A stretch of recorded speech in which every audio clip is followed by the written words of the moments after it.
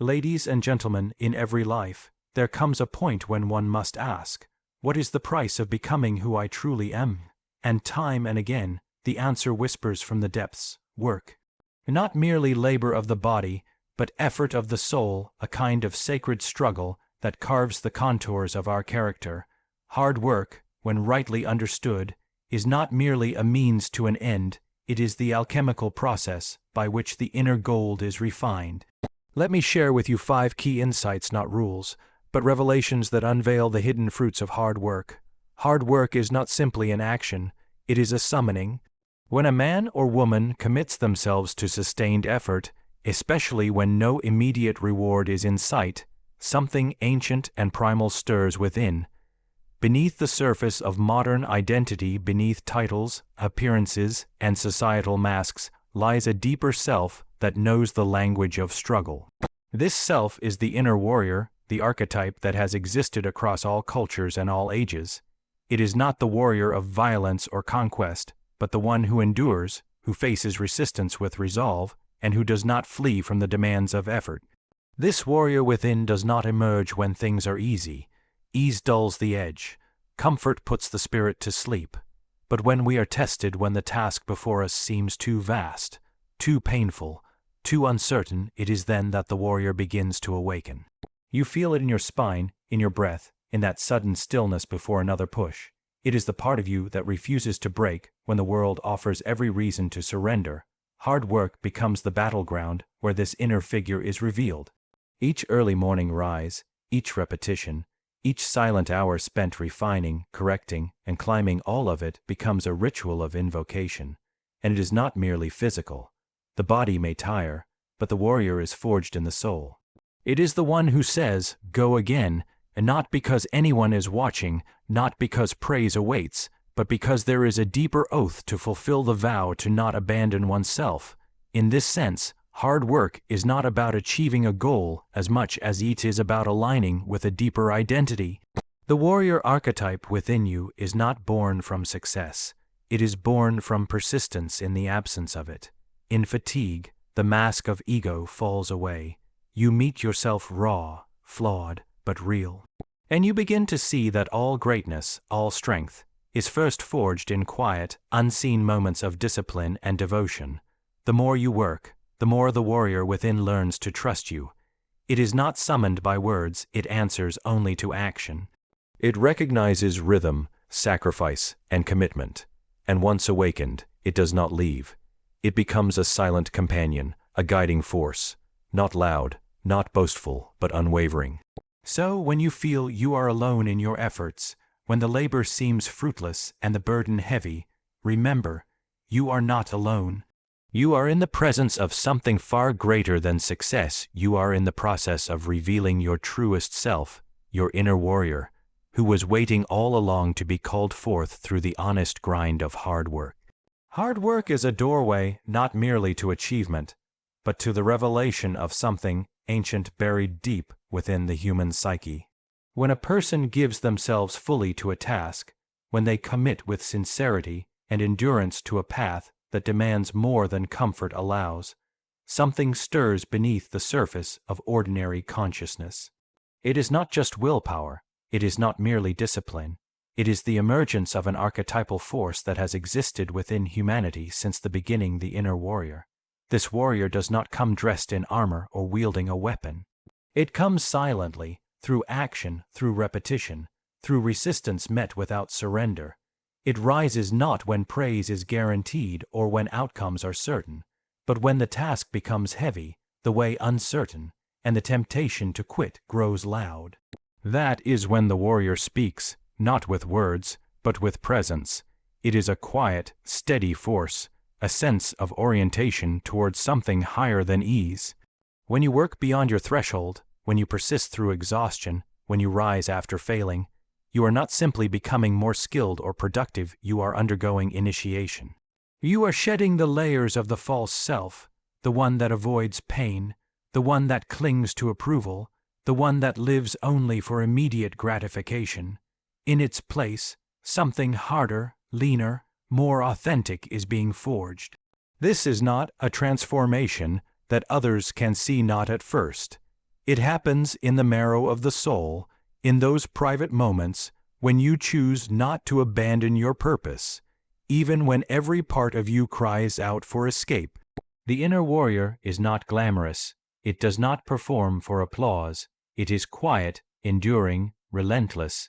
It is the part of you that sharpens itself in silence, that embraces discomfort as the cost of growth, that turns obstacles into opportunities for deeper strength.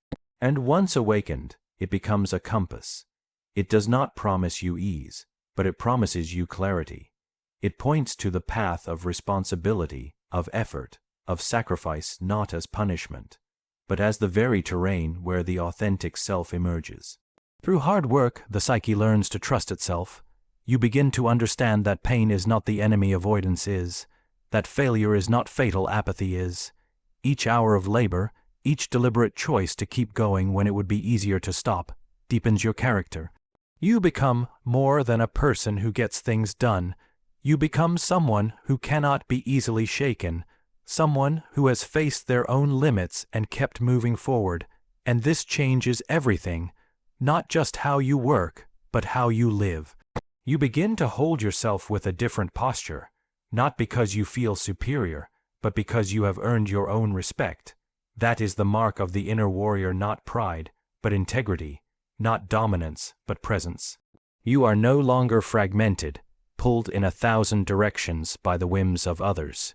You know who you are, because you have met yourself in the fire of effort, and you have endured.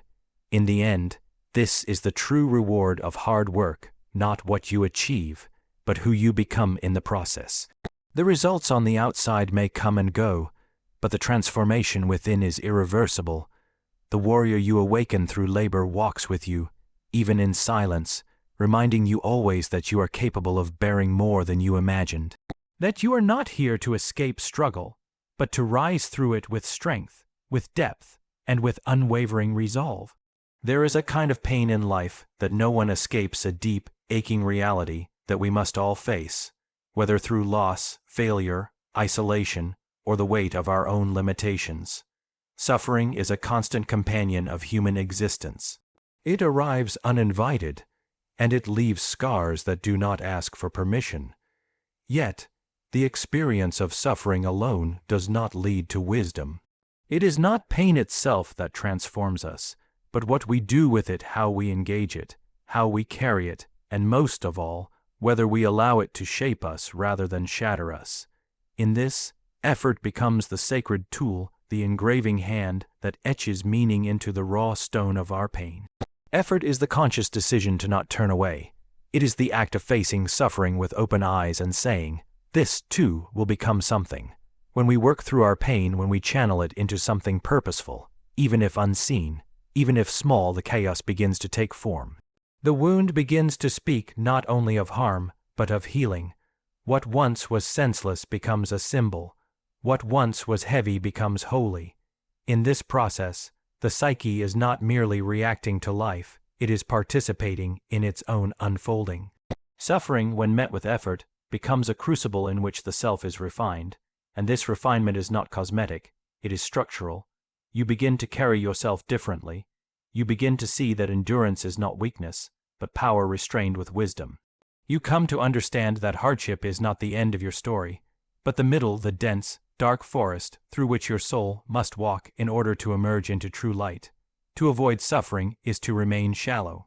It is to live at the surface, to float above your own depth, but to engage with suffering, to meet it with effort, to respond with movement rather than paralysis, is to descend into the depths of who you are and begin to carve meaning from the very things that once threatened to destroy you.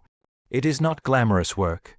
It is not often seen or celebrated, but it is the most important work of all. For it is in these unseen moments of laboring within your pain that you discover something sacred, the capacity to transmute despair into direction. There are those who suffer and become bitter, fragmented, hollow, but there are others who suffer and become deeper, wiser, more luminous in their quiet strength. The difference lies in whether they resisted the work or gave themselves to it. Effort does not erase pain, but it gives it a purpose.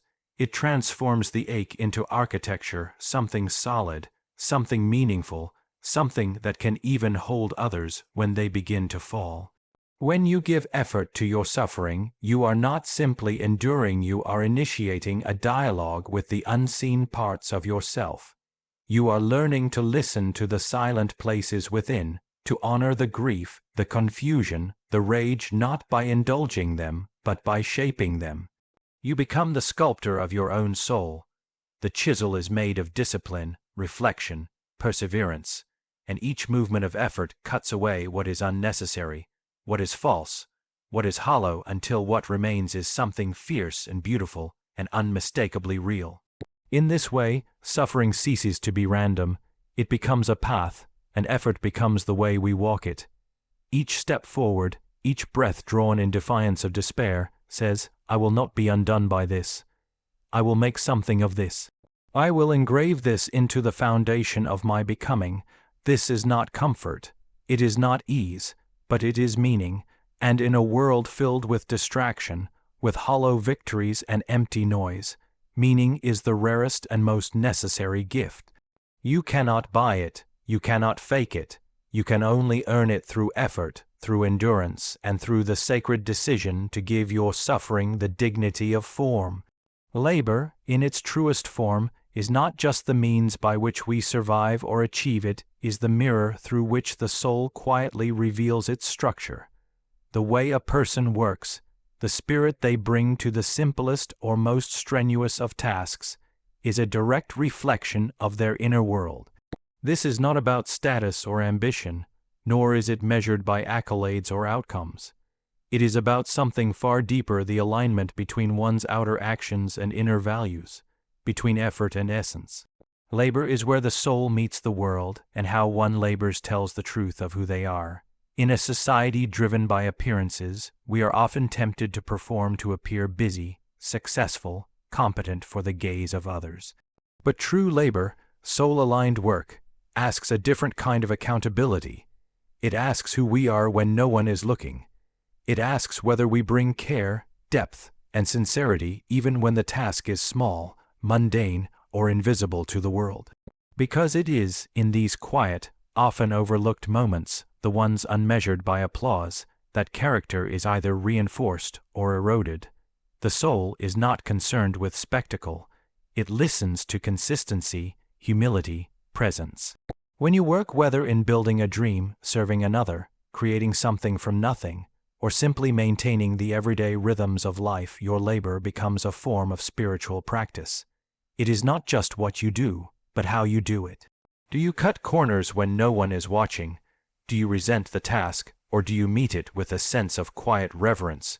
Do you approach your labor with honesty, knowing that each act, however small, is a statement of who you are becoming? There is no hiding in the space of real work. The cracks in your character, the strength of your convictions, the depth of your patience all become visible. In this way, labor strips away illusions. It does not care what you say about yourself, it shows what you actually are. If your soul is fragmented, uncommitted, easily swayed by comfort or pride, your work will reflect that. But if your soul is integrated, if you have taken the time to listen inward, to commit to your own becoming, then even your smallest actions will carry a certain weight, a certain quiet power. And this is why labor becomes sacred. Not because of what it produces, but because of what it reveals. It becomes a mirror in which you must face yourself, the truth of your intentions, the consistency of your values, the presence or absence of integrity. You cannot lie to your work. It demands honesty. It reflects every moment you gave your full attention and every moment you withheld it out of laziness, bitterness, or fear. But this mirror is not cruel. It is not meant to shame. It is meant to awaken. Because once you begin to see your labor as a reflection of your soul, you start to take it more seriously, not in the way of pressure or performance, but in the way of reverence. Each task becomes an opportunity to align more fully with your truest self. Each moment of work becomes a chance to refine, to correct, to grow stronger and more honest in your expression. And when others encounter your work, even if they do not have the words for it, they will feel it. They will sense the presence of someone who did not abandon the invisible standards of the soul, someone who stayed present, someone who did not fake the process, someone whose labor is not just function, but testimony. So, let your work be clean, let it be quiet, let it be real, let it speak for you long after your words are forgotten. Because in the end, you are not remembered for what you claim to be, you are remembered for how you labored, for what your hands built when no one was watching, and for the invisible truth that lived in the way you carried even the heaviest task. In that, the soul finds its clearest reflection. In that, integrity is not just spoken, it is lived. You said, discipline is not merely a habit, nor is it just the imposition of rules upon one's life. It is something far more profound. It is the bridge that allows the soul to travel from the wild, unshaped chaos of potential into the solid, meaningful structure of creation. Every human being is born into a state of internal disorder, a fertile but untamed landscape filled with instinct, emotion, fantasy, and shadow. Within us lie countless possibilities, dreams not yet formed, ideas not yet given shape, gifts not yet awakened. But without discipline, these possibilities remain only that unrealized, unmanifested, untouchable. The raw energy of chaos, while brimming with power, is directionless. It surges, pulls, distracts, and overwhelms. It contains within it both creativity and destruction, insight and illusion. Without a container, without a guiding principle, chaos destroys as much as it inspires. It is discipline that takes the hand of this inner wilderness and gently, sometimes forcefully, leads it toward form. Discipline does not kill chaos, it partners with it, channels it, gives it shape. It is the architecture of the soul, the frame upon which meaning can be hung. This is why those who dream without discipline often live in frustration. They see the visions, feel the potential, but cannot bring it into reality. Their minds overflow, but their hands build nothing. The bridge is missing, and without the bridge, the soul remains fragmented, the gifts remain buried, and life feels perpetually unfinished. Creation demands form, and form demands discipline. To be disciplined is not to live a rigid or mechanical life. True discipline is not about suppressing freedom, it is about guiding it. It is the inner agreement to show up, again and again, to the process, even when inspiration fades and the novelty wears off. It is the quiet courage to continue when the mind grows restless and the emotions grow tired. It is the sacred repetition of showing up to your purpose, whether or not it feels good in the moment. In this way, discipline becomes an act of devotion, a form of loyalty to your future self. And as this discipline is practiced, something begins to shift within the psyche. What was once chaos starts to become coherent. Patterns form, energy consolidates, focus sharpens. You begin to feel less scattered, less at war with yourself. The 100 competing desires inside you begin to quiet, and a sense of direction emerges. You no longer follow every impulse or emotion, you begin to lead them. You become an architect of your own interior life, no longer merely reacting to the world, but actively shaping it from the inside out. This is not a quick or easy process. Discipline demands sacrifice. It asks you to give up comfort in the short term for depth in the long term. It challenges your ego, your fears, your addictions to immediate pleasure. It demands that you endure boredom, repetition, failure, but in doing so, it strengthens you in ways nothing else can. Each time you choose discipline over distraction, you reclaim a piece of your power. You forge a self that is not dictated by the noise around you, but by the truth within you. And that self, the one built through discipline, is capable of creation that lasts. Not just art or success or achievement, but the creation of a life that is meaningful, anchored, and real. Without discipline, our potential remains a dream. With it, that dream becomes a foundation. It becomes a reality upon which others can depend, and from which new beauty, wisdom, and truth can emerge. So when you feel pulled in 1,000 directions, when your thoughts race and your energy fractures, do not seek more stimulation, seek structure. Build rhythm, choose one thing and follow it, deeply and with care. Honor your time, your body, your attention, not with punishment, but with presence, not with harshness, but with clarity. Discipline, when understood rightly, is not confinement, it is liberation from the chaos that keeps you from becoming whole. Through discipline, you move from the realm of potential to the realm of becoming. You cross the bridge from the unconscious swirl of desires to the conscious shaping of destiny. And in that movement, you do not lose yourself, you finally begin to find yourself.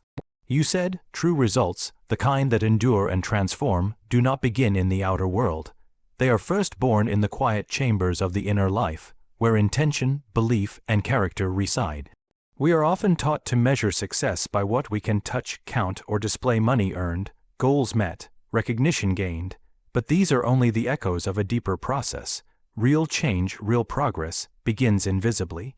It happens first in the unseen places, in the decision to rise again after failure, in the refusal to betray one's own values, in the cultivation of patience when impatience would be easier, in the quiet shift from self-doubt to self-trust. Before a person writes a book, builds a business, creates a body of work, or shapes a meaningful life, they must first become someone who can carry that creation. The outer achievement is the fruit, but the root is grown beneath the surface. That root is made of discipline, of vision, of unseen hours spent confronting fear, resisting distraction, and doing the hard internal labor of becoming. Without that foundation, any external success is hollow, temporary, brittle, easily broken. It might impress others, but it does not nourish the soul. The world often applauds the external, but the soul knows better. It knows that the true results are in the shift of character, the expansion of courage, the strengthening of integrity. These results may go unnoticed for a time. They do not make noise, but they are the only thing that make the external sustainable. Without them, success becomes a prison. With them, success becomes an extension of something real, something earned. This is why people can achieve great things and still feel empty. They have bypassed the inner work. They have reached heights their character cannot sustain. Their foundation is shallow, and so what they build collapses under the weight of its own image. But when a person has first cultivated strength within, when they have done the inner work to become disciplined, grounded, clear, then whatever they build externally becomes an expression of that wholeness. The result is not just achievement, but alignment. This inner, first approach also protects the soul from despair. When progress feels slow, when the world does not immediately respond to your effort, when the fruits of your labor are not yet visible, you will still have something real. You will know that you are not waiting to become someone, you already are someone. Each step you take, even if unseen, is part of a deep transformation. You do not work for praise, you work because your inner life demands it. You are faithful to something deeper than appearance. You are faithful to your own becoming, and this kind of inner result cannot be taken from you. It is not dependent on the market, on applause, on others' approval. It is sovereign, it is earned, and because it is internal, it reshapes everything you touch. You begin to speak differently, move differently, build differently. The quality of your presence changes. Others may not be able to name what it is, but they feel it, that you are not chasing something to complete you, but rather expressing something already whole. Eventually, the external does come, the fruit grows. The vision manifests, but by then, it is not the reward, it is the reflection. And whether it is large or small in the eyes of the world, it will be sacred in yours, because it came from within, because it was honest. Because it is the result not just of effort, but of transformation. So do not be discouraged by what is not yet visible. Do not rush to prove, instead deepen, refine, strengthen the unseen structures of your life, your thoughts, your habits, your inner truth. Trust that the inner always precedes the outer. True results are internal before they are external, and when they are eternal. So, when you next stand before a task that feels too heavy, too long, or too obscure, remember this: every ounce of honest effort is a chisel against the stone of your own becoming. It is not just what you build, it is who you are becoming as you build it. Let your labor be sacred, let your effort be an offering, and may you one day wake, not merely to results but to the revelation that your soul has become strong enough to carry its own destiny.